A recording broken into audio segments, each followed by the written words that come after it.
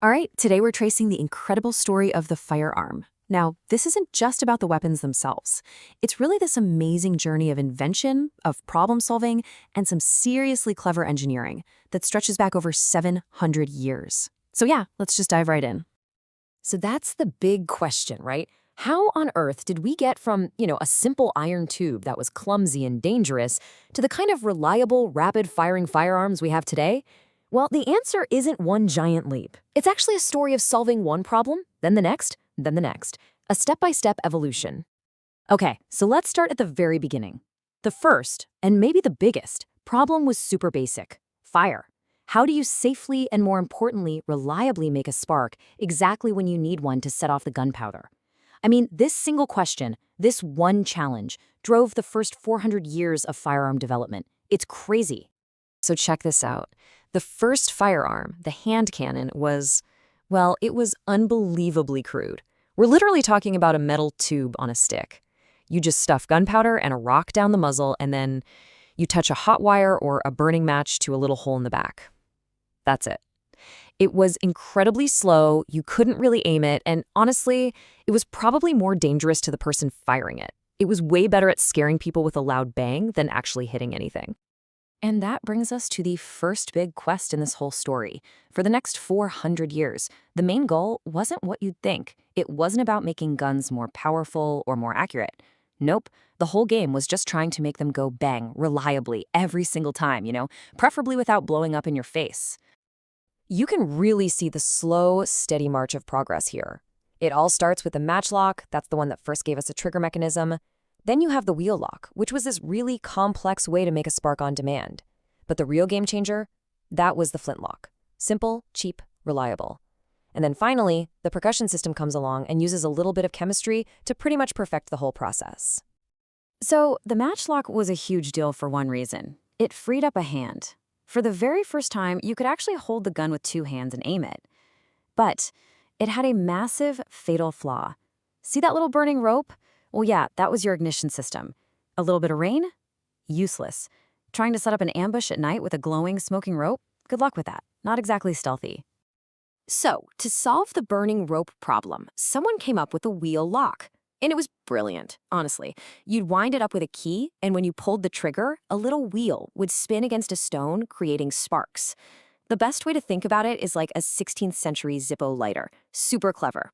But there was a catch. It was as complex and delicate as a fancy watch, which meant it was ridiculously expensive and not something you'd give to your average soldier on a muddy battlefield. And then came the real breakthrough, the flintlock. This thing was the perfect solution. It was simple, it was cheap to make, and it just worked time and time again. You just have a piece of flint in a little arm, you pull the trigger, the flint smacks against a piece of steel, and boom, a shower of sparks goes right where it needs to. This design was so good, so elegant, that it completely dominated the world for nearly 200 years. Okay, so this is the final piece of the ignition puzzle, the percussion system. This completely got rid of having loose powder sitting in an open pan. Instead, it used this tiny little metal cap filled with a chemical that would explode with a sharp whack from the hammer. It was instant, it was powerful, and it was weatherproof. This was more than just the best muzzleloader system ever. It was the invention that laid the groundwork for the modern, self-contained bullet. All right, so the fire problem is solved. The gun now goes bang every time you pull the trigger. Awesome. But what's the next big bottleneck? Reloading. I mean, trying to pour powder, jam a patch, and ram a ball down the muzzle while people are, shooting at you, yeah, that's way too slow and dangerous. The answer had to be putting everything, the bullet, the powder, the ignition, all into one neat little package. And what followed was this incredible period of rapid-fire invention. It was pure trial and error. You had the Drazy needle gun with its paper cartridge, but the needle-like firing pin would just get corroded and break.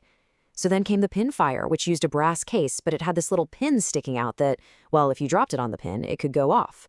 Oops. So then you get the rimfire, which was much safer, but the case was too thin for powerful loads. You see the pattern? Each new idea was basically fixing the flaw of the one that came before it. And the secret sauce that made this all work is a big word with a simple meaning: obturation. It's a game changer. Basically, when you fire a round, this soft brass case expands for a split second under the immense pressure, and it perfectly seals the back of the chamber. Why does that matter? Because it stops all that super hot, high-pressure gas from blasting backward right into your face. This made guns way, way safer and so much more powerful. And this is where it all lands, the centerfire cartridge. This was the design that finally checked all the boxes. It had a strong, solid case that could handle really high pressures. The primer was safely tucked away in a little cup right in the center of the base. It was powerful, it was safe, you could even reload the cases.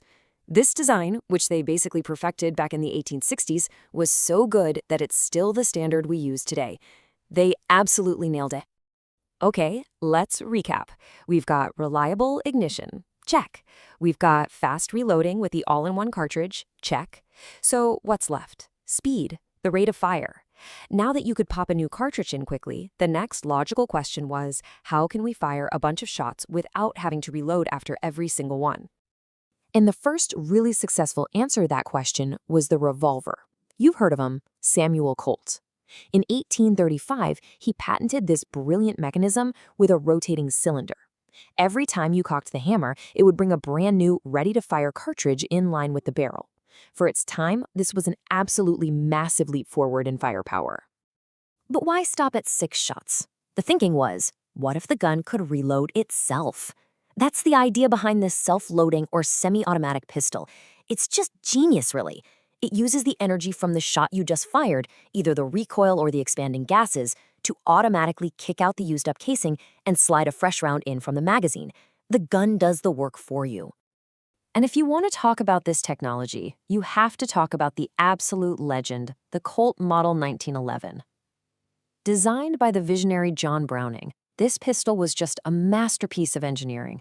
It was so tough, so reliable, so powerful that the US military used it as their sidearm for more than 70 years.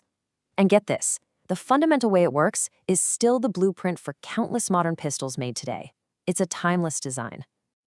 Okay, so we've walked through centuries of innovation, from a lit match to a self-loading mechanism. So how does all of that history echo in the firearms we see today? Let's tie it all together. And here's the key takeaway from this whole journey. You look at a modern firearm today, and you see polymers, high-tech alloys, fancy optics. But underneath all that, the core principles are over a century old. The two foundational technologies, that centerfire cartridge and the self-loading mechanism, were pretty much perfected back in the late 1800s. Everything since has been refinement, not revolution. Which leaves us with a really fascinating question to think about. If the basic principles have been set in stone for over 100 years, what does the next true revolution even look like? Are we talking about caseless ammo? Guns fired electronically? Something else entirely?